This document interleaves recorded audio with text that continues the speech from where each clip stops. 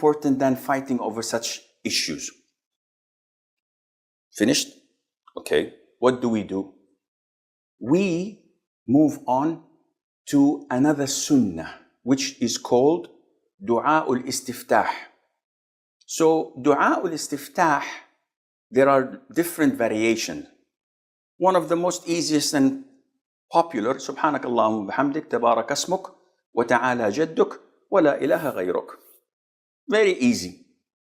This is a sunnah. If I skip it, do I have any problem? No problem. There are 3-4 more. You pick and choose. If you skip it, no problem. Then I begin with saying, A'udhu billahi minash shaytanir rajim. Or, A'udhu billahi as-sami'il alim minash shaytanir rajim. Or, there are a number of ways of seeking refuge in Allah from shaitan. Mandatory? No. Sunnah. Then I say, Bismillahir Rahmanir Rahim. Mandatory? No, it is sunnah. Then I begin in one of the pillars of salat, which is Al-Fatiha. So I say, Alhamdulillahi Rabbil Alameen, Ar-Rahmanir Rahim. I say each ayah and I stop and I pause. Not Alhamdulillahi Rabbil Alameen, Ar-Rahmanir Rahim, Maliki Yawmiddin, Iyaka na'budu wa Iyaka nasta'een, Uhdina as-sirata al-mustaqim. I ran out of breath. If I were younger, I would have continued the whole surah.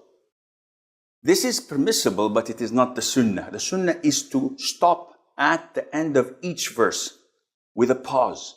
And this is why when we pray, we don't find the taste and beauty of it, because we want to rush things. While if you say, Alhamdulillahi Rabbil Alameen, Ar-Rahmanir Rahim, Maliki Yawmiddin, you find that there is tranquility, submissiveness, khushu' in your salat. You get closer to Allah Azza wa Jal. I finish Fatiha. This is a pillar. Now I'm talking about pillars, mandatory acts and voluntary acts.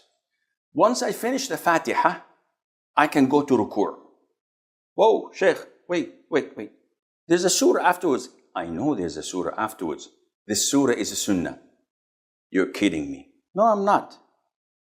There is a surah after the Fatiha, but it is a sunnah. So if I say, وَلَضَّالِّينَ Ameen, Allahu Akbar, I finish that, then I go for ruku'.